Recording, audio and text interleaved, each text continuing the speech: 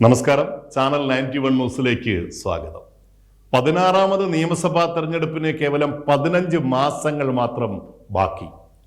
ഇനിയും ഒരു തുടർഭരണത്തിൽ വരുവാനുള്ള LDFന്റെ സർവ്വതന്ത്രങ്ങൾക്കും തടയിടുവാനുള്ള മാസ്റ്റർ പ്ലാനുകളാണ് UDF തയ്യാറാക്കുന്നത്.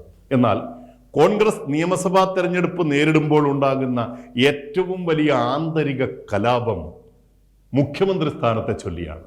2021 പ്രതിപക്ഷ നേതാവായത് മുതൽ കന്റോൺമെന്റ് ഹൗസിൽ നിന്നും ക്ലിഫ് ഹൗസിലേക്ക് താമസം മാറുന്നത് സ്വപ്നം കണ്ട് നടക്കുന്ന VD സതീശനും മുഖ്യമന്ത്രി കസേര ജീവിത അഭിലാഷമായി കാണുന്ന രമേശ് ചെന്നിത്തലയും തമ്മിൽ നേർക്കുനേരുള്ള ഒരു പോരാട്ടം തുടങ്ങിയിട്ടില്ലെങ്കിലും ഇരുപക്ഷത്തിനും വേണ്ടിയുള്ള ചരടുവലികൾ ആരംഭിച്ചു കഴിഞ്ഞു. ഇതിൽ ആദ്യ വിജയം ചെന്നിത്തല നേടിക്കഴിഞ്ഞു എന്ന് നിസ്സംശയം പറയാം.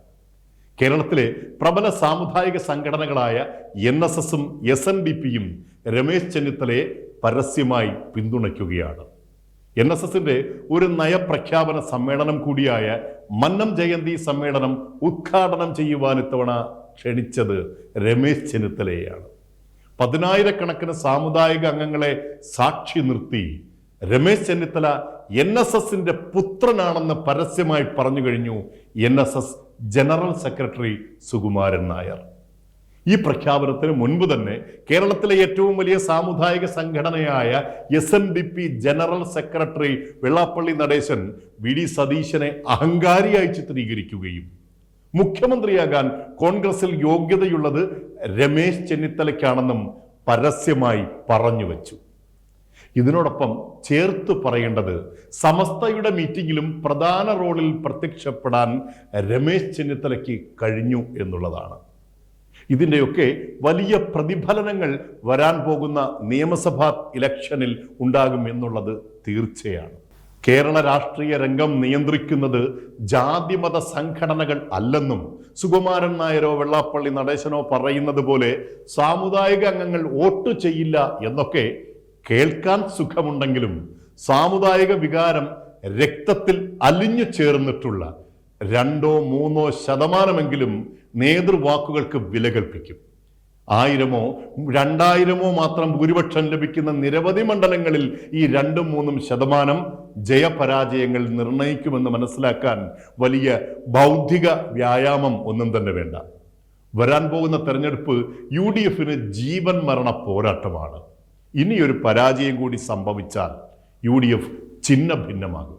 മുന്നണിയിലെ രണ്ടാമത്തെ വലിയ കക്ഷിയായ മുസ്ലിം ലീഗ് പോലും പാർട്ടിയോട് സലാം പറഞ്ഞു പോകും. മുന്നണി വിപുലീകരണമാണ് UDFന്റെ പുതിയ തന്ത്രം.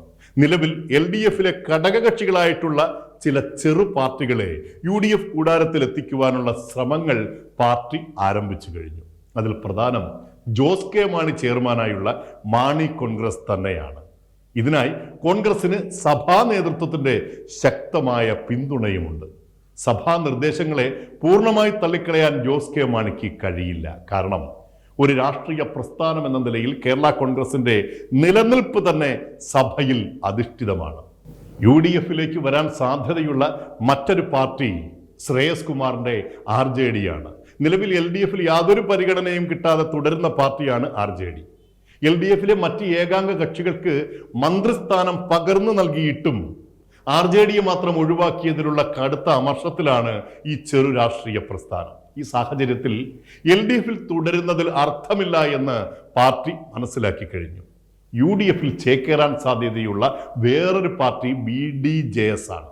വെള്ളാപ്പള്ളി നടേശന്റെ അനുഗ്രഹത്തോടെ പിറവികൊണ്ട് NDAയുടെ ഭാഗമായി മാറിയ പാർട്ടി 3 തവണയായി രാജ്യം ഭരിക്കുന്ന NDAയിൽ നിന്നും യാതൊരു നേട്ടവും ലഭിച്ചിട്ടില്ല എന്ന സങ്കടത്തിലാണ്. UDFുമായി സഖ്യം ചെയ്ത് 2-3 MLAമാരെ ജയിപ്പിച്ചെടുത്താൽ ഒരു മന്ത്രിസ്ഥാനം പിടിച്ചു വാങ്ങാമെന്നും BDJS സ്വപ്നം കാണുന്നു. ഇതിനോടൊപ്പം ഒരു അറസ്റ്റ് വഴി ലഭിച്ച വീരപരിവേഷത്തോടെയുള്ള PV അൻവറും UDF ക്യാമ്പിലേക്ക് വരുവാനുള്ള സാധ്യതകളാണ് കാണുന്നത്. അങ്ങനെ 2026 ഭരണം തിരിച്ചുപിടിക്കുവാനുള്ള അതിശക്തമായ ഗ്രൗണ്ട് വർക്കുകൾക്ക് UDF തുടക്കം കുറിച്ചു കഴിഞ്ഞു. തുടർ രാഷ്ട്രീയ സ്ഫോടനങ്ങൾ നമുക്ക് കാത്തിരുന്ന് കാണാം.